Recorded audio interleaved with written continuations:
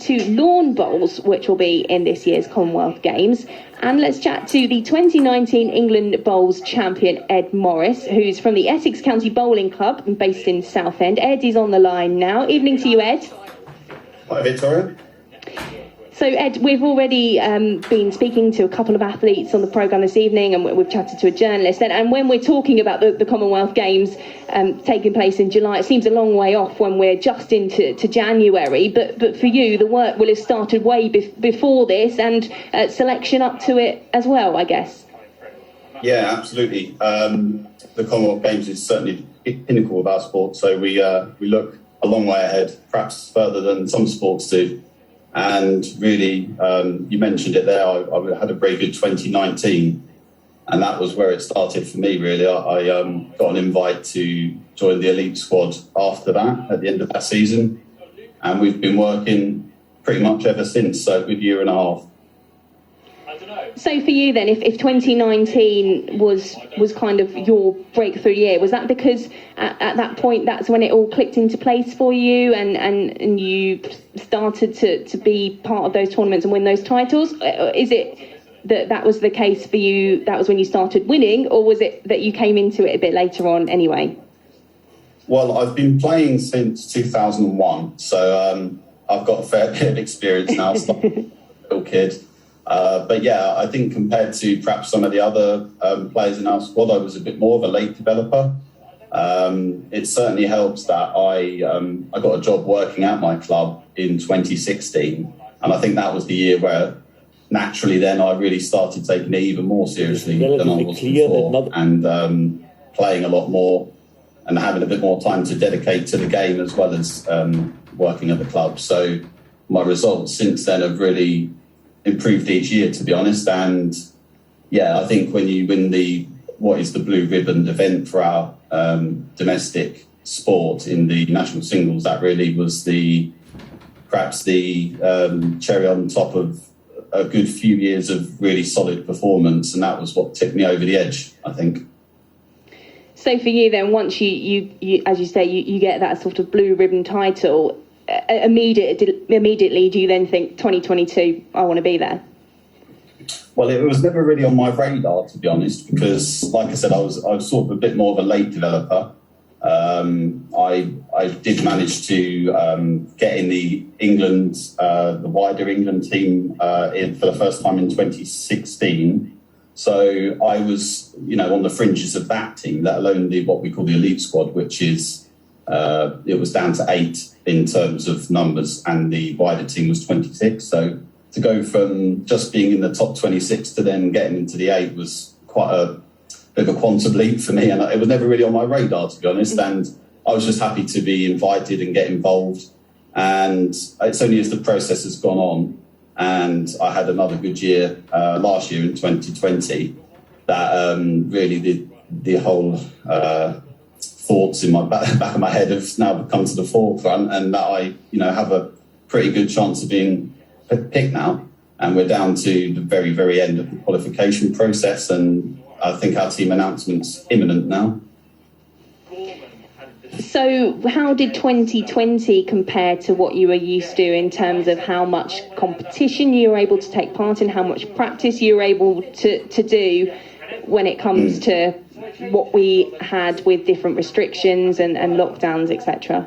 Yeah, it certainly affected everything quite drastically. We didn't have any county or national competitions at all, but being outdoors, we were able to play at least something in 2020, and we had a good pretty much a full club season. But of course, when you have no national competitions, you can't really showcase yourself at all. So it was nice to get back to some sort of normality in 2021 and get back to national competitions and, put yourself in a shop window again, as it were, which is what I've been trying to do. So, yeah, it was 2020 was difficult for everyone, of course, but being an outdoor sport, we at least did get to play, so that was nice. And did it help at all then? You mentioned earlier about how you started working for the bowling club as well, being able to be in that environment perhaps a bit more and being around like-minded people as well. How much do you think that's helped you develop? Definitely a lot, to be honest. I think with most sports, you need to put in a lot of time when you're at the highest level. You hear about snooker players practicing for 6-7 hours a day, darts players, things like that. And I don't think there's any difference in our game, to be honest, either. So I've entered more competitions. People think I'm a bit balmy sometimes, the things I enter, but it's the results have, proved themselves that, just spending time in a competitive environment in our game, more time than probably most people would ever want to, has had its effect on me, fortunately, had a very positive effect on my results. And did I read somewhere that you've got 2 enthusiastic helpers who are always willing to help you train at home?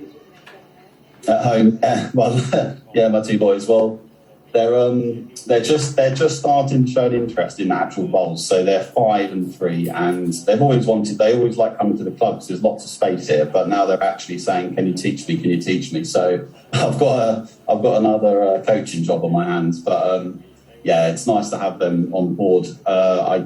I don't spend enough time at home in the summer, to be fair. So my compromise is that I don't play so much in the winter. We have outdoors in the summer and indoor bowls in the winter, and I've knocked that on the head for the past 5 years. So at this time of year, I'm really just concentrated on giving them as much time as possible before the outdoors starts going again.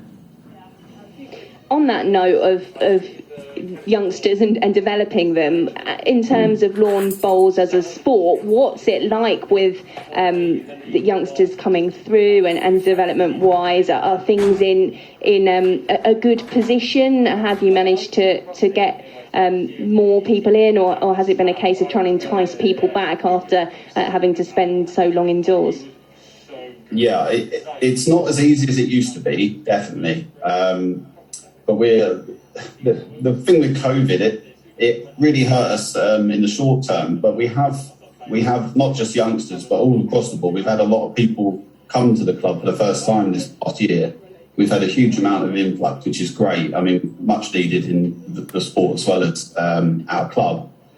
And I think it's just because people now, they've been tied up at home for so long, and they're wanting to get out and do new things. Try something that's, a bit different, social, especially outdoors, you're in the fresh air as well. And so maybe in some sort of weird way, it'll have a good long-term effect on the sport with any luck. But yeah, we're just happy we're always happy to introduce anyone to the sport. And in terms of youngsters, it's part of my job, a very nice part of my job, is that I go to a couple of local schools and teach from year 5 upwards. So, with a view of introducing them to the game, and hopefully if they like it, like I did, I got the bug quite quickly, that they can then come back to the club and continue playing here if they wish. Yeah, I do remember coming to a major event which was held in Essex a couple of years ago, which was indoor bowls, but just being surprised by the sheer amount of people, and also the different ages of people that were there to watch, and the schools that had made it a special trip in order for the children to be there and watch as well. So certainly sounds like you're enticing the youngsters in that way. Ed, so we're talking about the lead up to the Commonwealth Games. In terms of tournaments between now and then, what's the schedule looking like? Well, our elite squad has finished its preparation in terms of like a trial. It's sort of been it's not really been a trial, but it's been a year and a half worth of getting ourselves out there and trying to get picked. And then once the team is picked, which is imminent, we've got a full program. We pretty much go from as soon as the outdoor starts, about mid-April to late April.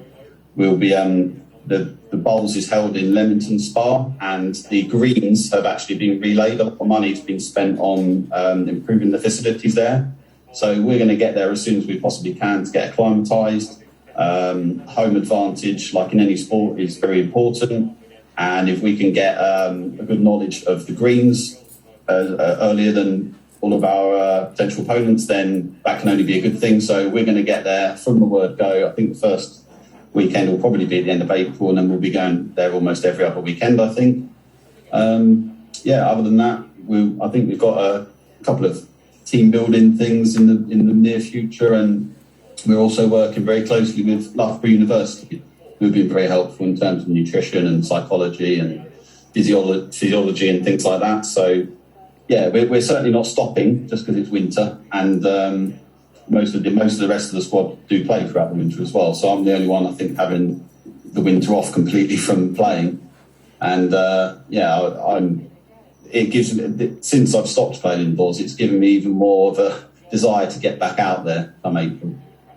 You just mentioned something that I was just thinking about as you were talking, in terms of nutrition and sort of physiology and stuff, away from the green, away from your bowling itself and the conditions of the green and the preparation you do in that way. What is it you need to do away from that? Is there gym work, or is it just, sort of coordination work? What's the most important thing off the green? It's quite hard to say for bowls, because of course you don't need, anyone can play it. You don't need a certain degree of athleticism or anything like that. But when it comes to the Commonwealth Games, you're playing 2 games every day for a period of about 8 or 9 days. So it is, you do still need to maintain a certain level of fitness. And it's always looking for those marginal gains, like they often say in cycling. You're just looking at ways to just make yourself 1% better or something like that. So if we can be a little bit fitter and stronger, and then, in the 8th day of competition on your second game of the day, if you're feeling fresh and, full of concentration and whatnot, then, you'll have an advantage. So it's sort of a new thing for some of us, because, like I said, in bowls, it's not, you're not necessarily, running miles each day to keep yourself in peak fitness. It's a bit different, but these things can only help, and we're having a lot of help from Loughborough, because it is new to me, certainly personally, myself and a few others, and it's been a bit of an eye opener, to say that. But it's been really, really good. It's been something that you don't think about, and it brings a little bit of professionalism to our sport, which perhaps in certain areas was lacking before. But now, we're going to put it this way: we won't, whatever happens, we won't, at the end of the games, think we could have done any more. That's really where we're trying to come from. So what would it mean to you, Ed, to be part of that squad at a home Commonwealth Games come July? Well, it would mean an awful lot now. Yeah, like I said, it wasn't on my radar, but now that I've been involved in the process and got to know everyone in the squad a lot better than I already did, and gone through all these games with our other home nations, and it's just brilliant to play in. The level is, above and beyond anything that you'd ever play in otherwise. So me playing in those things has only given me more desire to do so. And the fact that it's the home games, a lot of my fellow club members here will, I assume, come and watch us and give us plenty of support. And not only from my own point of view, it's a really, really key chance for us to grow the game in the country. And it is a sport that perhaps had it, since its heyday, has declined a little. But, hopefully at least at our club level, we're showing a nice little upturn now, and the Commonwealth Games can only help that. So, from a club point of view, if we can entice more people in by saying that there's a Commonwealth Games player here, then it might sound a bit narcissistic, but I'll do that, and I'll do anything that we can to promote the game and get more people playing, because it's a brilliant sport. I have no doubt that the Essex Bowls community will be there flying the flag, and the whole of the England supporters as well cheering on. Ed, good luck to you. Take care. Hopefully we'll catch up again before July. That's Ed Morris, based at Essex County Bowling Club in Southend. Won his national title in 2019, hoping to be part of that team making it to Birmingham 2022 later this year. It's 14 minutes to 7.